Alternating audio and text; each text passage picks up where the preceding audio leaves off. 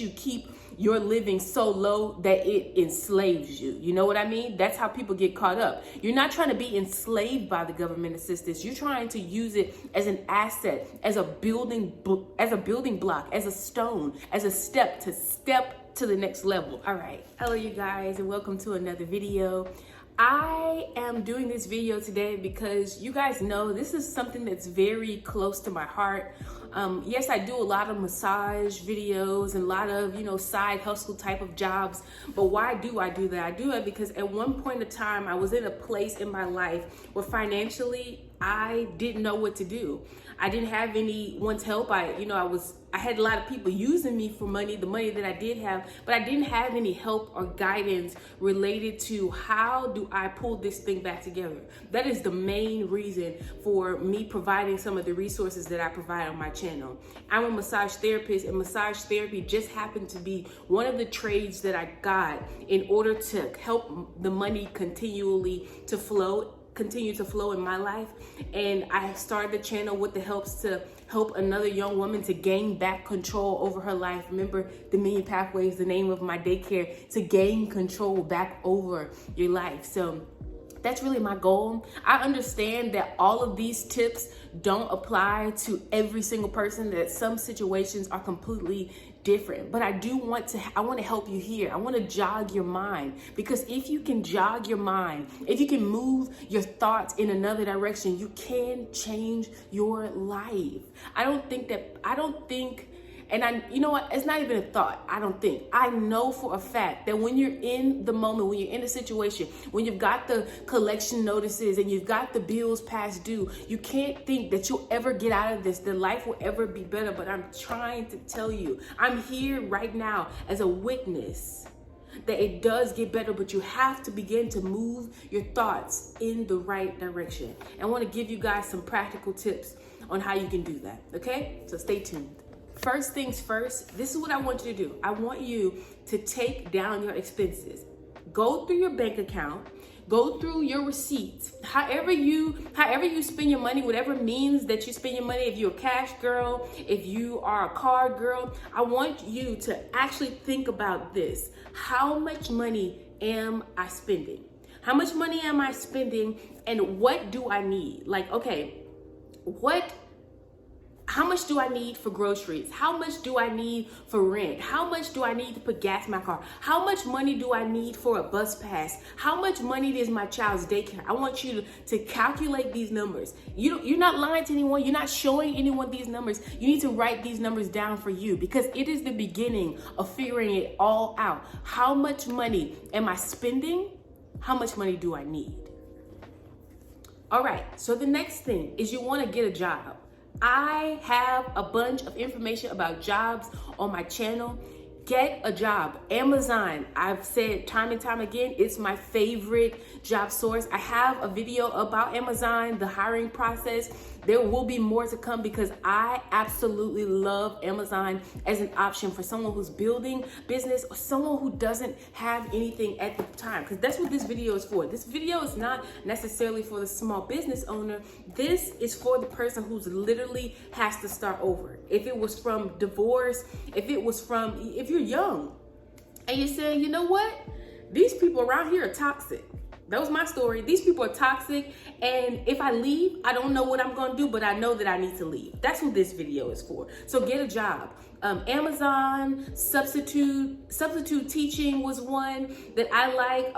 I don't really like, part-time jobs that don't pay you every single week. I don't think that it's good, especially when you're in the process of starting over. You need your money to flow on a constant basis. Like, okay, this week I might not have enough money for my bus pass, but I know that in 2 days I have money coming, so I can get to from point A to point B if you don't have a car.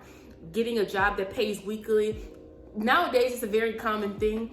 Jobs like Instacart and things that you have to use your car primarily for the job, I don't recommend either. I recommend finding a job that has you stationary in a building that you can, get there by any means necessary, that makes you a good amount of money. And I'm telling you, Amazon is the GOAT for this. Okay, so number two would be to get a job. All right, so this next one, Some people might not like it. If that's your opinions, keep your opinions to yourself. I'm talking to the person who needs this. Get on state assistance, okay? Don't worry about people bullying you and people talking about you. We're trying to focus on rebuilding and getting our life back in order. How do we do that? We take the help where it's needed. We take the help where we can get it. And if you don't have enough income and you can qualify for food assistance, if you have children, you can qualify for Medicaid, food pantries in the area. There are programs to help you, help pay your rent, help find you an apartment. If you have children, there are places that'll help with childcare. Most of the time, I know here in Texas, and when I did daycare, there was a waiting list to get on this, but check out what your state offers as far as government assistance. It is essential for starting over. Swallow your pride. Close your mouth. You don't have to tell everybody that you're on these programs, but we're thinking in our head, our goal is to do better. Our goal is to get out of the hole. How do we start? Get yourself some financial assistance. Okay? I had financial assistance. I had food stamps, and I had what do you call that program? It was like a daycare assistance program. And guess what? A year and a half later, I went on to owning a daycare. I was the one providing the assistance. So this is just a starting place. Don't let people beat you up, bully you, make you feel bad. Do what you need to do. Get on assistance. Now, there's one government assistance program that I do not recommend. And I believe they call it TANF here, or it's like, I think they put the money on the SNAP card and you can slide it like a debit card. I do not recommend that program. And I don't recommend that program because from what I researched, they only give you a very small amount of money and they only allow you to make a very small amount of money.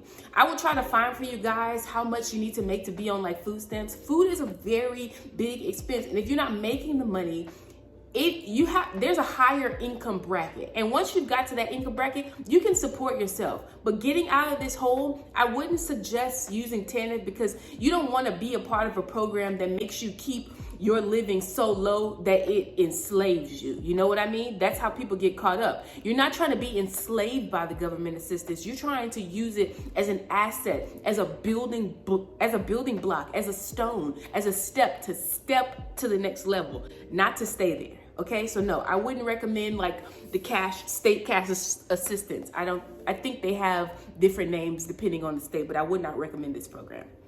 Okay, this is a really good one. So after we've gotten to the place where, we've got our job, we got our bills kind of figured out, we're getting there into some stability, learn a trade.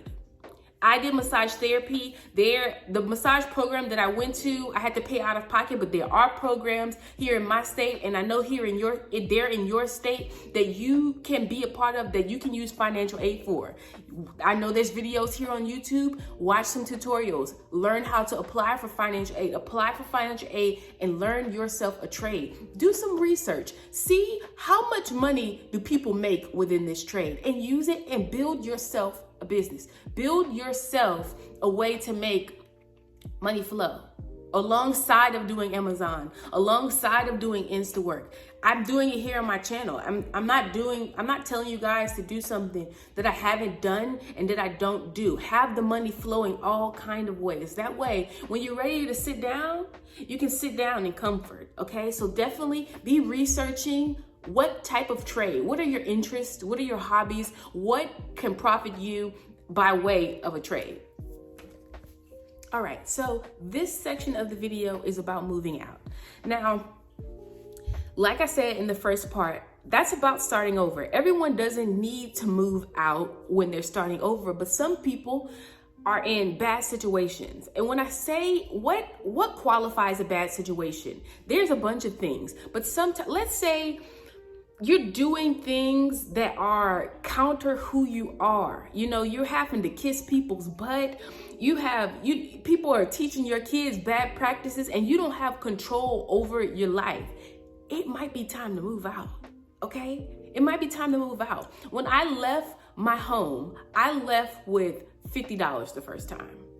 No job, I left. But I left because, like I always say, I just felt more calling me. And there was some ups, downs, bumps, and lumps along the way. But I'm here to tell you guys that there is a way that you can do this. You can do this if you have a good thought about yourself. You think of a plan that's just specific to you. It doesn't have anything to do with the desires and the wants of other people. This is just about you. You can succeed. You can succeed. So let's get into moving out. Okay, let's get into moving out. All right, see how much you can afford. Now you're going to see how much you can afford by using the figures that we got on the first tip in this video, which was how much are your expenses? How much money do you need to make? You know, how much is leaving out? How much is coming in? How much do you need to make ends meet? Okay, so you're going to see how much you can afford, and whatever that number is that you came up with, go down a little bit. You want the bare minimum without living in a place that you don't want to be living. And sometimes you do. Sometimes the peace of mind and being able to come in and turn your own key is worth you living in the hood. I'm just going to go out and say it. Sometimes it's worth it.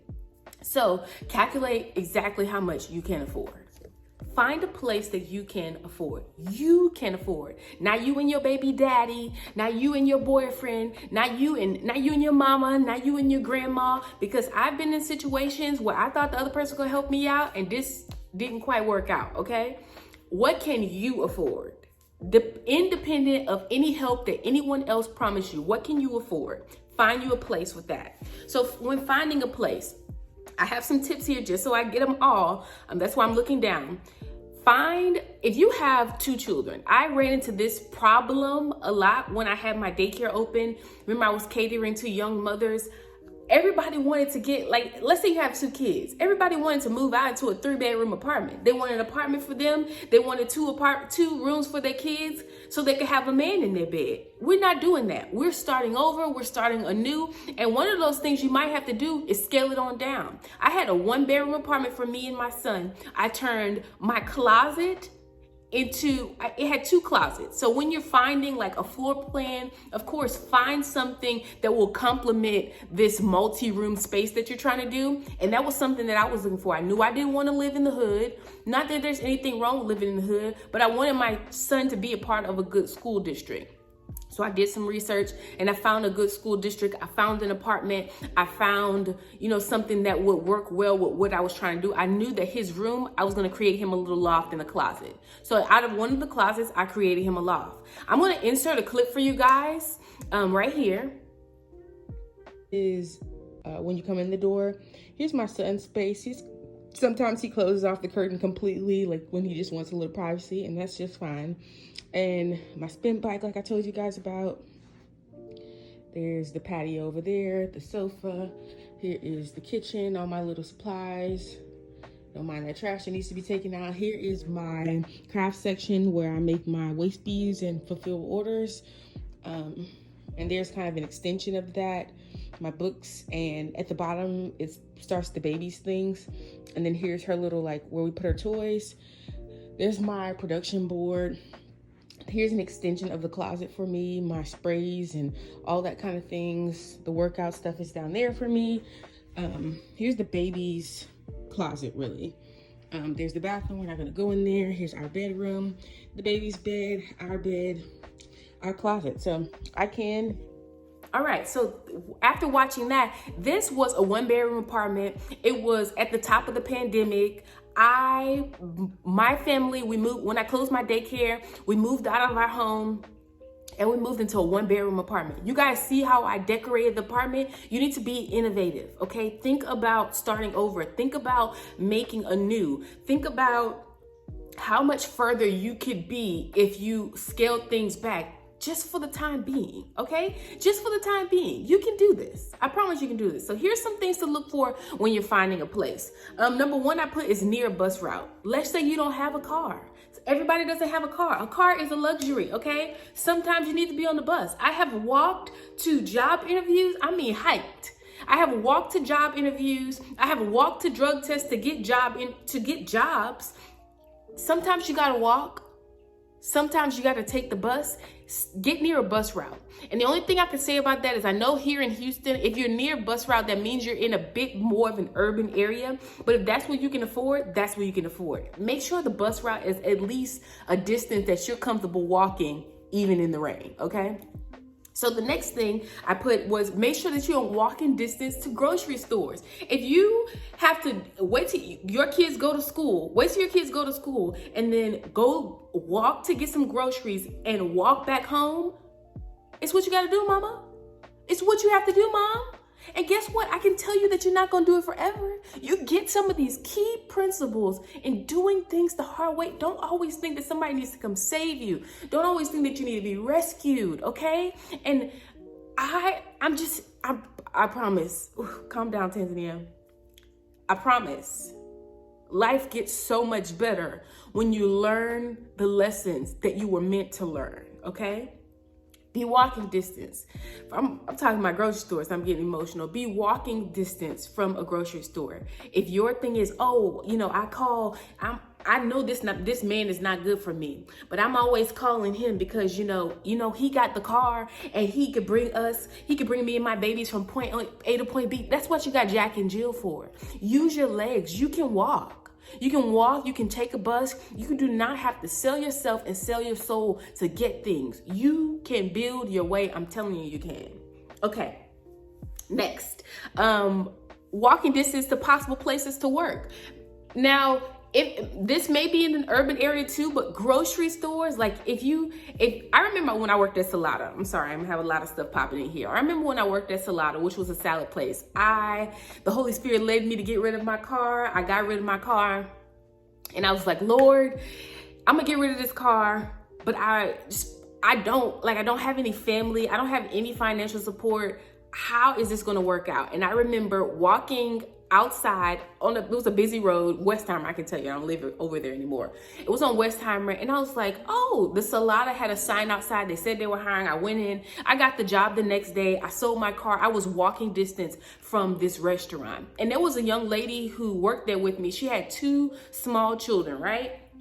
This girl, the daycare, so Salada was here, the daycare was back here. They had all kind of food, all kind of grocery places. There was a Walmart there, a Target there. I mean, we were on Westheimer. It's a busy street here in Houston. So she would drop her kids off at the daycare behind the Salada where she worked. She had the assistants that I told you guys about in the earlier time of this video. She had the child care assistants. So they were paying for her kids to go there. There are ways that you can make it work. You do not, I'm going to say it again, you don't have to sell your soul. You don't have to sell your body to get what you need to get done. You need to strategize, okay? So yes, walking distance from possible places to work, possible places. Make sure that you have groceries. Make sure you have a place to work. And if you do have babies, make sure that those places, the places that you need, are in close proximity to a daycare, because you be able to walk. Don't always lean on your car. Like, okay, something happened. I could think of plenty of times. Okay, my car was broke down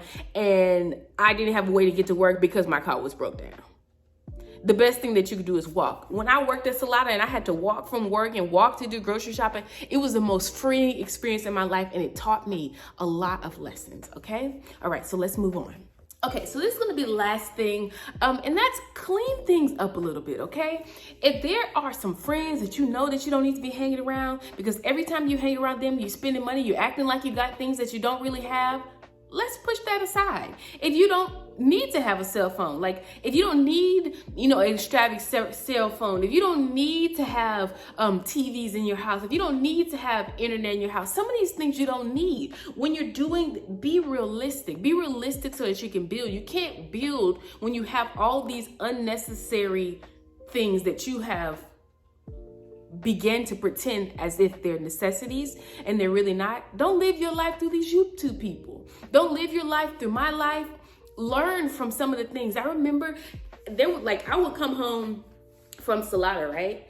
And I would literally sit down. And I did have a TV that I couldn't afford at the time, a couch that I couldn't afford that I got from errands. But it helped me build my credit. Y'all didn't know that, but errands helps build credit. So I thought of it as like, you know, a learning experience. I did research that they build credit, and they did. So I had a big TV that, like I said, I couldn't really afford. I shouldn't have got it. I should have got a small TV. And I would be at home and I would be watching sermons. I would watch, you know, inspirational videos here on YouTube. Exactly what I'm doing right now. These are the kind of things that began to change my mind about the life that I was living. And I'm telling you, I some days sit back now and say, I don't know how I made it. I don't know how I made it through teen pregnancy.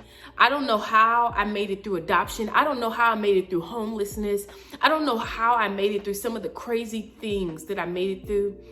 And it's only the place that I've come to, you know, now in my recent years of life that I realized that God really carried me, but he didn't carry me just so I could sit here and be like, oh yeah, I used to do that and now look at me, and I used to do this and look. No, he carried me there so that I can teach someone else how you do it. And I'm telling you, and you'll continue to hear me say, you don't have to sell yourself. You don't have to sell your soul for a better life. It starts here. Think it. Think it. Say, man, I sure see myself with a car one day. Man, I sure see me and my babies with our own home one day. Man, I sure see myself owning a business one day. You got to think it. If you got to go in your room, go in the mirror, go in the bathroom and talk to yourself, think it, and get rid of unrealistic expectations. Starting small is the best thing. Look, let me tell you, some of the most humbling experiences. I don't know what I would do had I not had an experience of living in my car, being evicted, being homeless, being just left out. Like, I don't know if I would be able to portray humility.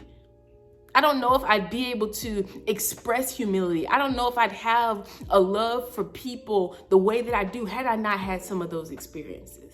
I just want to encourage you guys, if you have any questions whatsoever about how to get on any assistant programs, be prepared for a DM, maybe a DM conversation. If you're not comfortable leaving it in the comment section about, your state, so we can find you some of those benefits, so we can find you some of those programs. Ask questions. What better way to get an answer? Ask a question. And as many questions as I can answer, I will most definitely answer, okay? You guys have an amazing day. Watch some of my other content. Thumbs up this video if you like this video, and subscribe to come along on my journey and allow me to help you along on yours. You guys have a blessed day.